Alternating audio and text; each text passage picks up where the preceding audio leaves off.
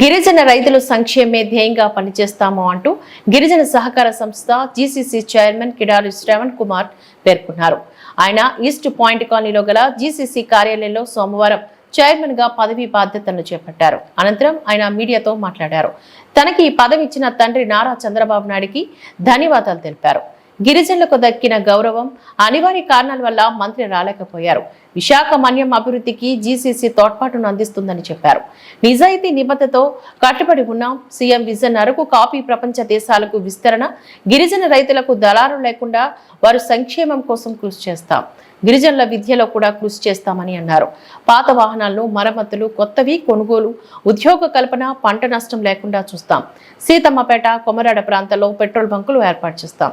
22 security గార్డులకు pending వేతనాలు clear చేస్తాము అంటూ ఆయన స్పష్టం చేశారు. రైతులకు ఏ పంట పండించినా వాళ్ళకి గిట్టుబాటు ధర ఇచ్చి వాళ్ళని ఆదుకోవాలన్న ఒక సందర్భంగా మనం వెళ్తున్నాం. అసలు కాదు, టర్మరిక్ కానీ, పెప్పర్ కానీ, కాఫీ కానీ, లేకపోతే రాజ్మా కానీ, ఈ ప్రొడక్ట్స్ అన్నింటినీ కూడా తీసుకునే కార్యక్రమం చేస్తాం.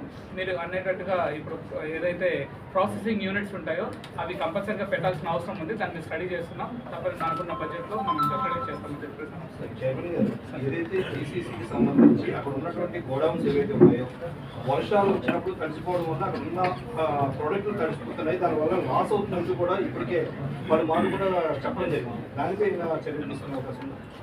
తప్పకుండా మేము దాన్ని తీసుకొచ్చి అన్నింటినీ కూడా స్టడీ చేసి లిస్ట్ తయారు చేయమని కూడా మేము మాట్లాడడం జరిగింది. ఇంటి గారు కూడా ఒక ఆర్డర్ పెట్టడం జరిగింది. ఎక్కడెక్కడైతే రిపేర్స్ కావాలో లేకపోతే కొత్త కన్స్ట్రక్ట్ చేయాలో ఆ లిస్ట్ అంతా రెడీ చేయడం జరుగుతుంది. ఇది ఎక్కడ వచ్చిందంటే సమస్య అంతా గత 5 సంవత్సరాల్లో దాని గురించి నాదుడు లేదు. వర్షం వస్తేనే జీసీసీ గొడవ గుర్తొచ్చేటువంటి పరిస్థితిలో ఉండిపోయింది. ఆ పద్ధతి కాకుండా రైతు అంటే జీసీసీ గుర్తొచ్చేటువంటి ఒక ప్రక్రియ మేము చేస్తామని చెప్పి సందర్భంగా జీసీసీకి సంబంధించి మీరు ప్రొక్యూర్మెంట్ చేసే విధానం కావచ్చు, పేమెంట్ విధానం లేట్ అవడం వల్ల అక్కడ ఉన్నటువంటి లోకల్గా ప్రైవేట్ పార్టీస్ ఎవరైతే ఉన్నారో అక్కడ మార్కెటింగ్ సెక్టర్ ఏర్పాటు చేసుకుని ప్రైవేట్ వ్యక్తులు కొనుగోలు చేస్తారు. దీనిపై ఏం చర్యలు చేపడుతున్నారు? గతంలో అట్లా జరిగి ఉండొచ్చు మన జగన్మోహన్ రెడ్డి ప్రభుత్వంలో. నేనైతే ఒకటే చెప్తున్నానండి, ఏదైతే మీరు అనే దాంట్లో ఒక లైన్ దాగుంది. గిరిజన రైతుల్ని కాపాడడానికే జీసీసీ పెట్టారు. అట్లాంటిది జీసీసీని దాంట్లో భాగంగా ఎవరైతే మధ్య వ్యక్తులు ఉంటారో, ఎవరైతే మిడిల్ మ్యాన్, హెంచ్ మ్యాన్ ఎవరైతే ఉంటారో వాళ్ళని రిమూవ్ చేసేటువంటి ఒక వ్యవస్థ ఏర్పాటు చేయడానికి జీసీసీ పెట్టారు. మళ్ళీ రైతులు వాళ్ళ దగ్గరికి వెళ్ళేటట్టయితే జీసీసీ యొక్క పాడవుతుంది. కాబట్టి తప్పకుండా రైతులు కాపాడడానికే పెట్టాం. రైతులు కాపాడే ప్రథమంగా దాన్ని తీసుకుంటామని చెప్పి ప్రభుత్వం మారినప్పుడల్లా కూడా బీసీసీకి సంబంధించి మిడిల్ మ్యాన్ ఎవరైతే ఉన్నారో వాళ్ళకి అనుకూలమైనటువంటి వాళ్ళు రావడం ప్రభుత్వం అవుననే జరుగుతుంది. ఎవరు సంస్కరణ చేసేవాళ్ళు ఎవరు లేరు, కేవలం స్టేట్మెంట్లు అంటున్నారు. దీన్ని ఈసారైనా సరే సెట్ చేసే అవకాశం ఉంది. తప్పకుండా అండి. మీడియా అందరికీ ఒక్కరికి కాదు అందరికీ నేను తెలియజేస్తున్నాను. Please I request all of you, డెఫినెట్గా దీని మీద మేము స్పందిస్తాం. డెఫినెట్గా దీని మీద మేము యాక్షన్ తీసుకోవడం జరుగుతుంది. మిడిల్ మ్యాన్ వ్యవస్థ అనేది లేకుండా చేయడానికి ఏమైనా ప్రయత్నాలు ఉన్నాయి?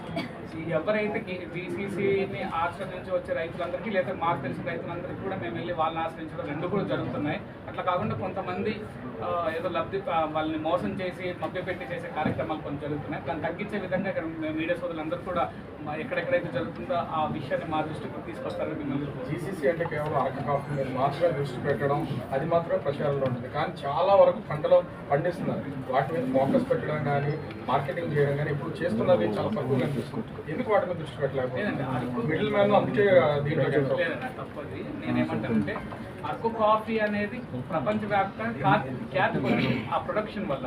భారతదేశంలో 2 ప్రాంతాల్లో మేము కాఫీ పండిస్తున్నాం. బెంగళూరు అయితే 2 తాలూకు. అట్లా కాకుండా మేము జీసీసీలో విపరీతంగా టర్మరిక్ కూడా విపరీతంగా చేస్తున్నాం. దాంట్లో కుర్కిమిన్ వాల్యూ ఏదైతే ఉందో చాలా ఎక్కువ ఉంది. అది క్యాన్సర్ రాకుండా, క్యాన్సర్ సెల్ని చంపడానికి, క్యాన్సర్ రాకుండా అరికట్టడానికి కూడా విపరీతంగా అది హెల్ప్ చేసేటువంటి పరిస్థితి ఉంటుంది. సో ఇట్లాంటి కార్యక్రమం